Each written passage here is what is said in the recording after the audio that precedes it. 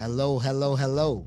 Welcome to episode number 40 of Lead to Greatness. Yes, 40, where we believe in helping others reach their greatest potential, and together we can change the world. Today on Lead to Greatness, we have Dan Pontefract.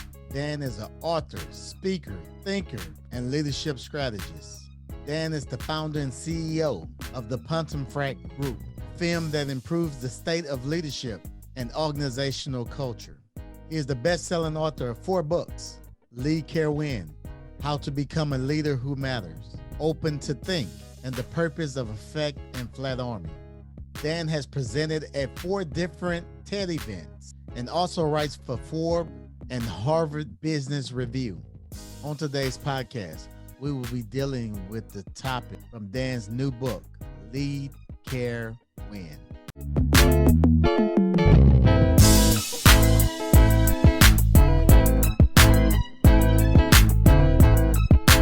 This is Cedric Francis, and you're listening to Lead to Greatness.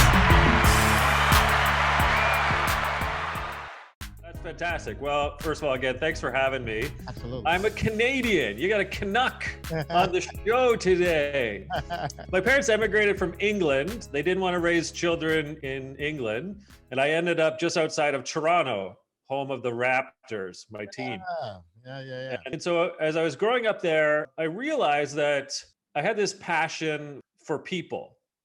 And whether that was, being captain of soccer, basketball, volleyball teams, student council president, all that good stuff, I slowly found my way thinking I wanted to be a teacher.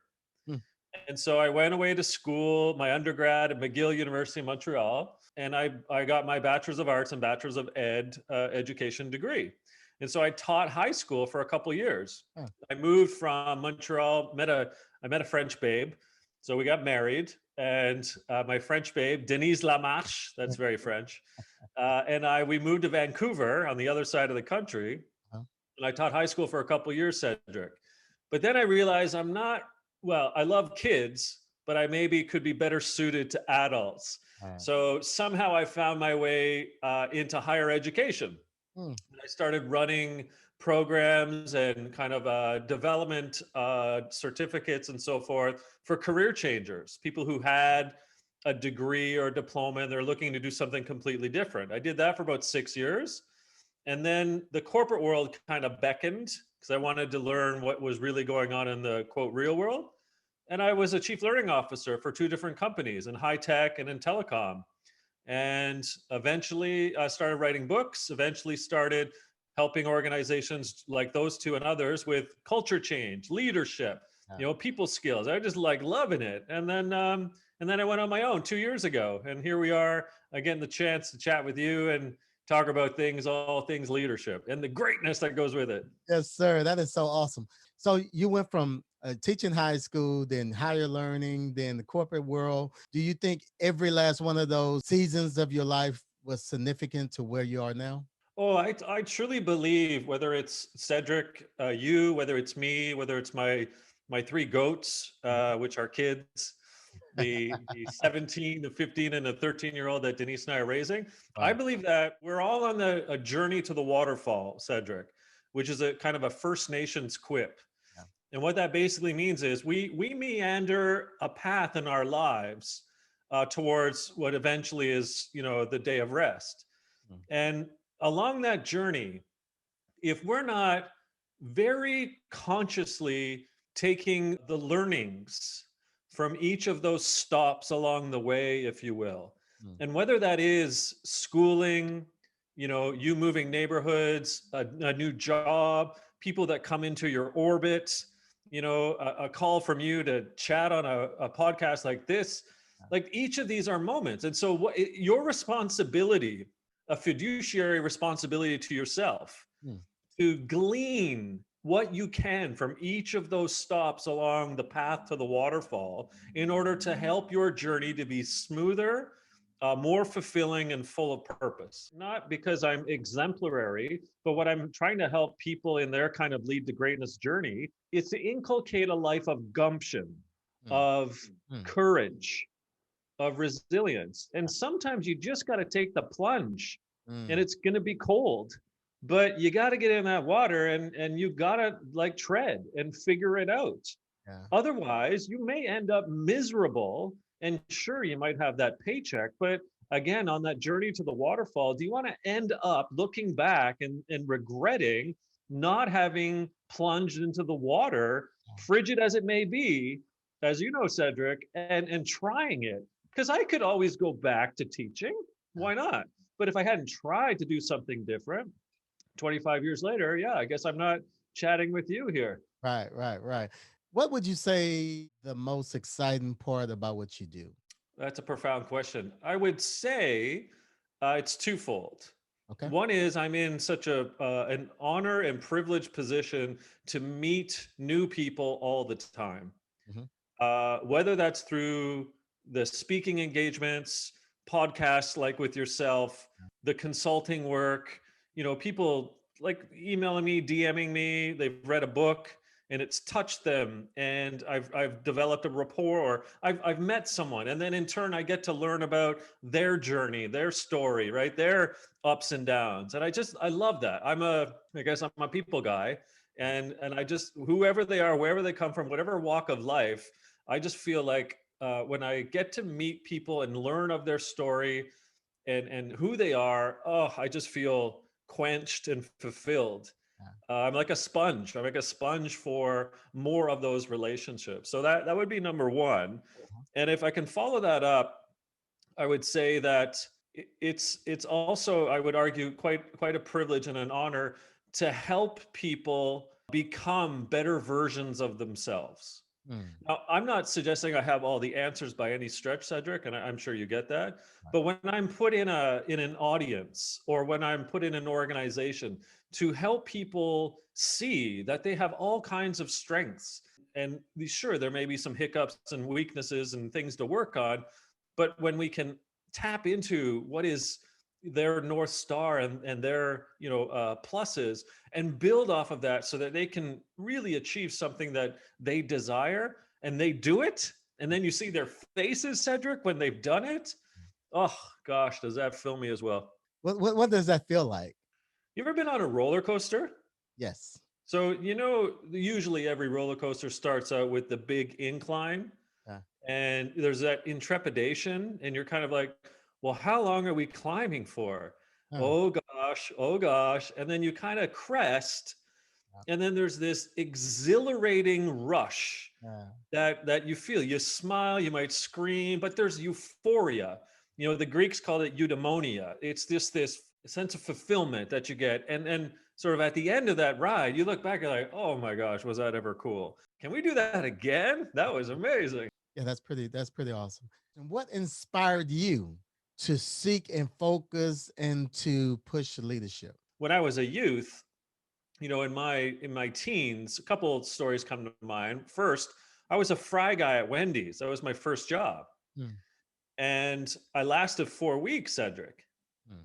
And the reason I lasted 4 weeks was because of that manager. That manager was berating the hamburger flippers, the fry guys like me, the front, till, the cashiers, and like in a way that was demeaning.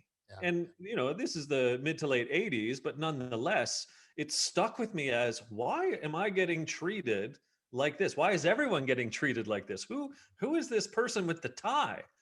I didn't understand. When I played pretty good soccer as a kid, I went to a particular camp where it was a selection camp for a provincial team. And it got down to the last cuts. There's 25 of us in this camp. And the manager of the squad came, to the front of the room, microphone in hand, and started calling out the boys who made the team. Now, 18 members made the team, 7 didn't. And we're all sitting there in the audience. And at the end, this manager looks at us and says, and I kid you not, Cedric, says, well, better luck next time, boys, and walks off the stage. Wow. And you're in this camp for like 2 weeks and you're like the pinnacle of your 16-year-old self. And you're thinking, I just got treated by the Wendy's fry guy manager like this. And now the manager of this soccer team, who, it's a pretty high profile team, has just cut us, but with no empathy, no kindness, Those two incidents, if you will, within about a 6-month period, Wow. really shaped me as a 16-year-old. Mm. Wow. That is crazy. What characteristics, values, qualities do you feel every great leader should have?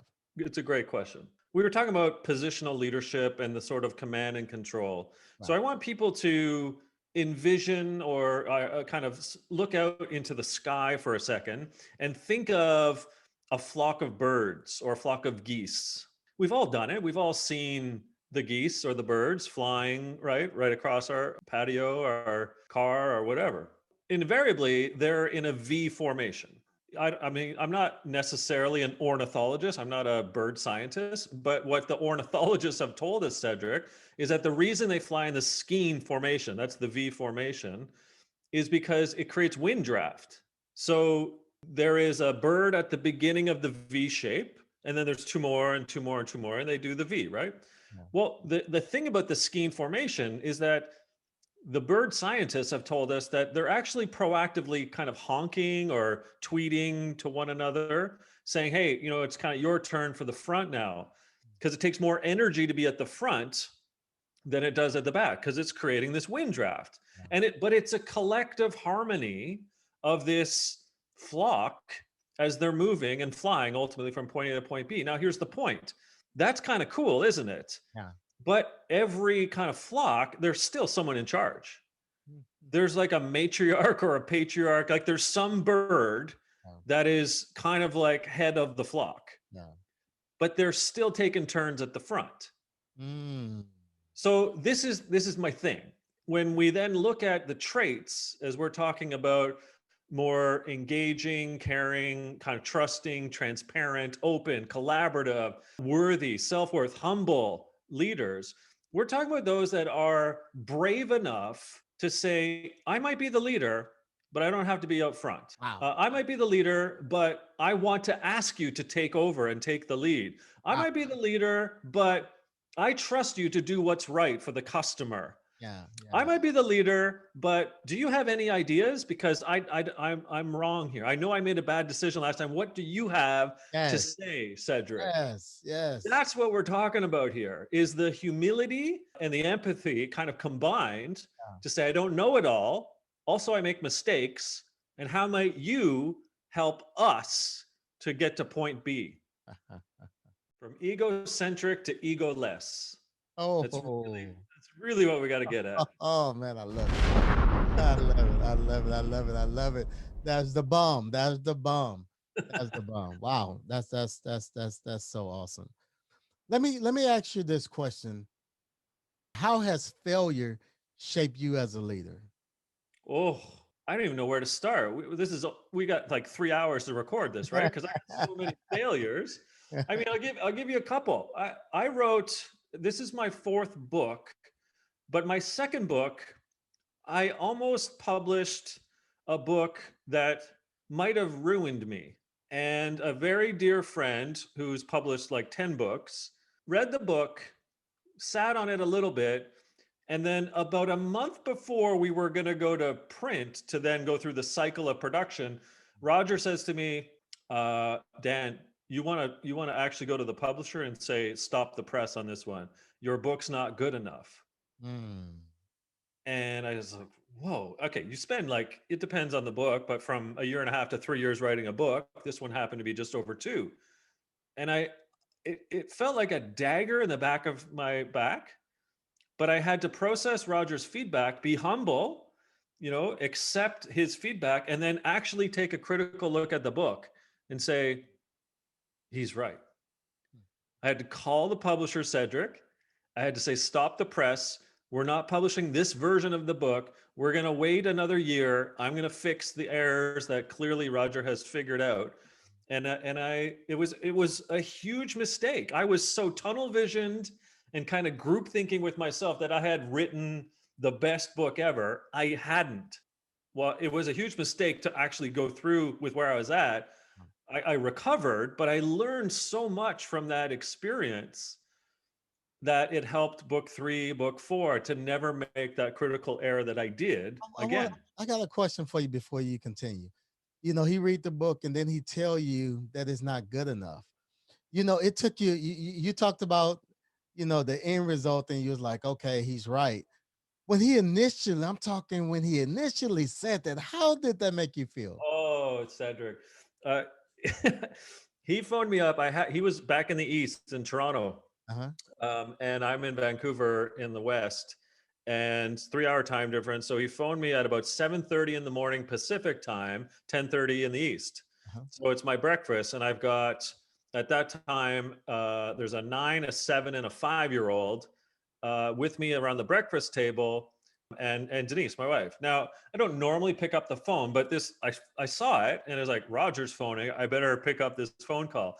I picked it up in the middle of breakfast in front of everyone. I was like, Roger's going to thank me and congratulate me for such an awesome book. I was smiling. And he basically says, as I said, this book is crap. You need to redo a lot of it.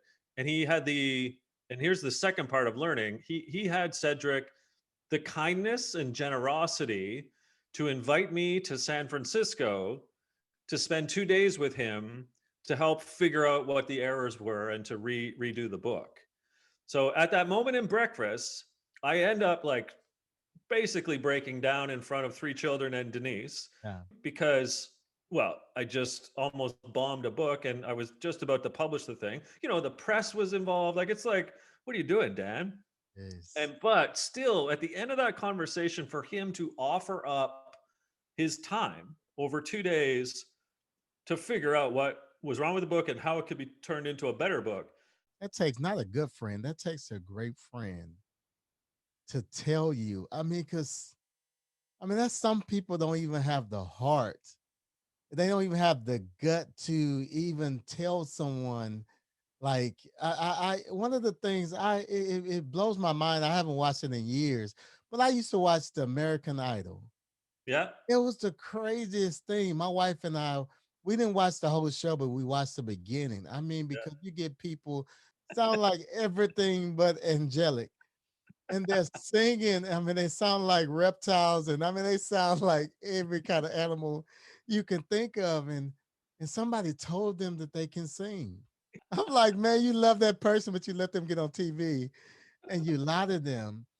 And I knew. Well, here we are. We're talking about this is the year 2015 when this episode happened. And so what did I learn? Right? Again, the journey towards the waterfall. Yes. I learned not only to write a better book, but Cedric, to your point, through that moment of truth, the knowledge bomb here for me, it was I better be honest, not just with myself, but others more so now. And if it requires a blunt conversation, that means I'm being a better friend, a better leader, a better husband and father than I think I was doing prior to 2015.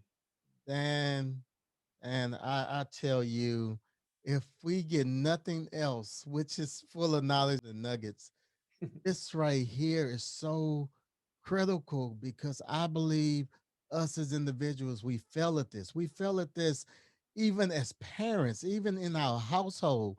We set them up for failure by telling them we know our children. We know our Yeah. children, but it's like, man, we sometimes Yeah, where we put artificial inflators on their talent or abilities. yeah, And again, that sort of whether you're leading self, leading others, or leading kids, yeah, it's not being blunt by being an arse, and being a jerk. It's being blunt with compassion.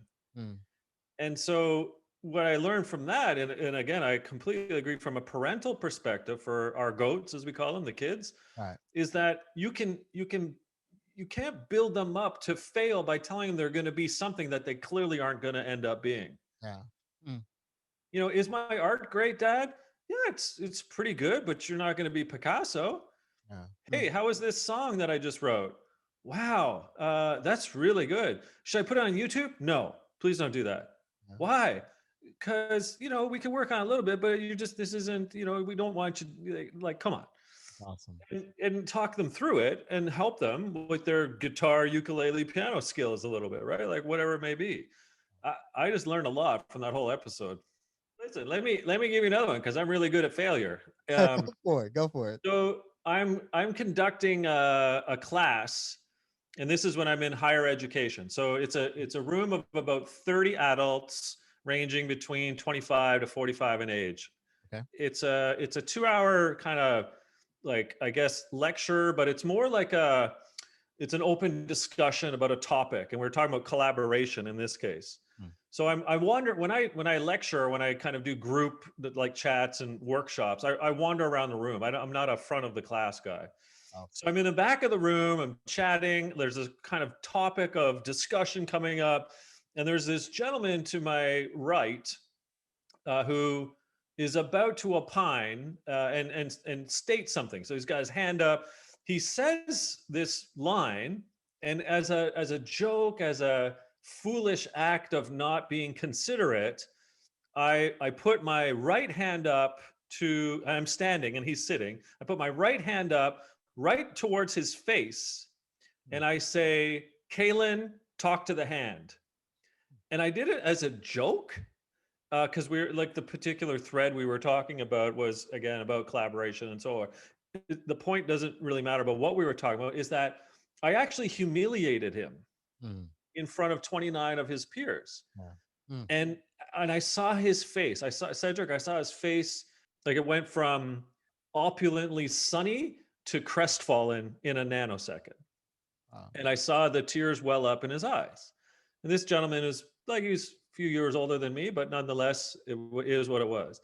And at that point, I was like, oh my God, did I just do that? And again, I was looking for a laugh, not thinking about feelings. Now, Wow. that being said, I'm 27 at the time, but nonetheless, I know I had made an error. The class finishes. I didn't even address it in the class at that time. I just went on. Yeah. Class finishes. It's 3:00. Go back to my office. Who's the first person that knocks at the door? It's Kalen. Kalen comes in, shuts the door, and he says, "I just want you to know how humiliated I felt when you did that." And I came around, sat on the other chair, and I just started crying to Kalen. I said, "Kalen, I am profusely apologetic. I'm so sorry. And here's what I commit to doing." So Monday morning, everyone's back. I went to the front of the class and I apologized in front of everyone about what I did and how it ate me up, and I won't ever do that again. That, Cedric, that moment haunts me still today, because I didn't think through clearly in a public setting enough of how people might feel. In this case, Kalen, what I was saying in a moment. And so I've been very careful about doing things to people in public settings so that I don't upset them. Great. This is a great pivot to lead into how to become a leader who matters. You Yeah. said you have 4 books, and you just recently came out with your latest book back in September 2020. You came out with your book, Lead, Care, Win. Yeah. What inspired you to write this book, and why? Talk us through it. Well, Lead.Care.Win. First of all, if you were to put an S, the letter S, in front of that middle word, care, Huh? lead, scare, win. That's how it's happening now. That's how leadership's happening, Cedric. So I wanted to do the opposite of lead, scare, win. I took out the S and I wrote a book called Lead, Care, Win. So here's the thing, quite frankly, we need to get back to basics when it comes to our leadership of self and leadership of others. We need to remind ourselves, not of yesteryear. That's not my point. We need to just remind ourselves of what it means to be a human being. Wow. When we're in relationships with others, whether it's our kids or our spouse or your family, your mom, whomever, there's civility and respect and empathy and relatability and compassion and sympathy and giving and enduring qualities that I argue are illogically not happening in the workplace. If you looked at the cover of the book, Lead, Care, Win, the icon beside care is a heart. And so if you play back, the title of the book, here's how I think of it. If you want to win as a human being, you need to care how you lead.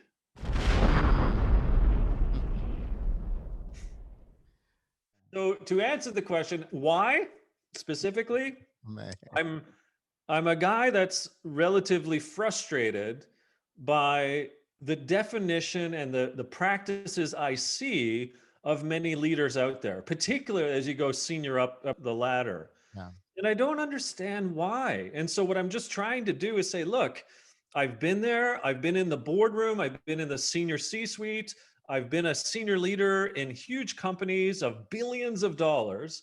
I've been privileged to work from a consulting perspective with tons of companies, financial services, whatever, pharma, doesn't matter.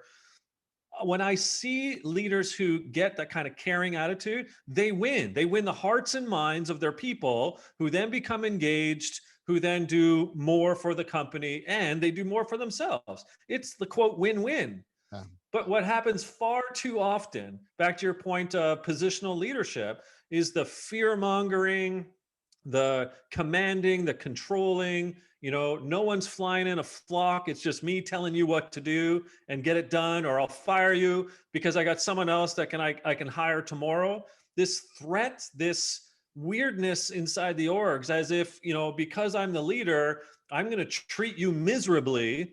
Like that tactic works. And again, here's the irony, Cedric. It does work, but is that the right way we should be doing it? I profess to you, I think the answer is no. Yeah. Yeah. That types it's like the last part of the book, Lead.Care.Win. It's a win lose. It's a Yes. win lose because the person that's following you or the one that's working on the floor, the one that worked for you, I mean, they're losing. They're stressed out and oh man, it's so much. What I want you to do, since we're talking about your book, I want you to give the Lead to Greatness community great insight, from your book to help us reach our greatest potential today. So I wrote a field guide Uh-huh. in essence. Most books have chapters, Cedric. Mhm. There's no chapters. They're Mm. actually called lessons. I love it. So when you flip around the book, you don't go to chapter 4. It's actually lesson 4. Right. Chapter 3 is not chapter 3, it's actually lesson 3. So let's pick a few of these. Lesson 4 of 9, so there's 9 lessons in the book, is remain curious. So what are you doing as a leader of self and leader of others to inculcate a lifelong learner curiosity? Yeah. What are you doing, whether that was Malala or Greta Thunberg or Nelson Mandela, these great examples of human beings that had this natural curiosity to tap into others and the innovation and just be creative in order to fulfill and fuel, their own heart, their own mind, and obviously their own soul. What the book basically does is it goes through these kind of 9 behaviors, these lessons, and says, hey, how are you doing right now in this? Where's the deficit? Because we all have deficits. I do, for sure. And then here are some practical techniques for you to consider that might fill the quotient Hmm. and thus the gap. And I go through 9 of them, and I have distilled the 9 down based on, again, 25 years of looking back and working with those that are doing it really well, juxtapose, Cedric, Yeah. against the ones that aren't doing it very well. Yes, sir. Man, I'm telling you, I'm definitely really interested in the book. Actually, I just purchased it on Amazon, 14.99 on Amazon. There's a knowledge bomb right there. Where's you got to get you got to get that on there. Yes, get the book. Get the book today. Get the book today. Get the book. Lead, Care, Win. Get the book today. The book also have a version on Audible. So Yeah, you can also purchase on Audible and listen to the book on Audible. I'm the narrator, Cedric. So if you don't like my voice, you're not going to like the audible version. So Dan, if someone wanted to connect with you and what you're doing, where should they go? I guess the easiest way, because it all goes to the same spot, is just go to the book's microsite. It's called Lead.Care.Win.com. Okay. But I'm pretty active on Twitter and mostly LinkedIn as well. I'll do the odd kind of Instagram funny photo and Facebook, but I like engaging with the community, and I find LinkedIn and Twitter is the best way in which to engage. You're so awesome. I really, I tell you this one thing. You said you started off, you were a school teacher. Yeah. You start off as a school teacher, and I'm listening to you. I'm listening to the way you communicate, and man, you're such a phenomenal storyteller, and with a point full of wisdom. I'm pretty much can bet to say it had a lot of influence on the great communicator you are today. I got goosebumps. You are a gentleman and a scholar, Oh, Cedric. Let me leave you with this and a challenge for your audience. okay, go for it. I want you to consider creating and crafting your own declaration of self or your declaration of purpose. So a 1 or 2 line sentence that defines you, that you memorize and that you roll around in your head as you conduct, your daily exercises, work, life, both. It doesn't matter. So I want to give you mine. We're not here to see through each other. We're here to see each other through. Wow. Yes, that's a knowledge bomb. Wow, Dan, thank you. On behalf of the Lead to Greatness community, I want to thank you so much for taking time out of your busy schedule and adding value to us. My sincere pleasure. It's been one of my favorite conversations ever, to be honest. You are a great conversationalist. You keep doing what you're doing because you're bringing joy and knowledge bombs to lots of people. Wow, thank you. Thank you so much. Thank you. And don't forget to subscribe to Lead to Greatness if this is your first time. And if this podcast was helpful to you, leave a big thumbs up. And also, I want you to check out our Marriage Coach podcast, the podcast with my wife and I. If you're on iTunes, please rate this podcast and leave a review and help get the word out. Again, thank you, Lead to Greatness Nation, for joining us on today. Looking forward to seeing you again on next week. Till then, remember, if you help others reach their greatest potential, together we can change the world. Peace. We out.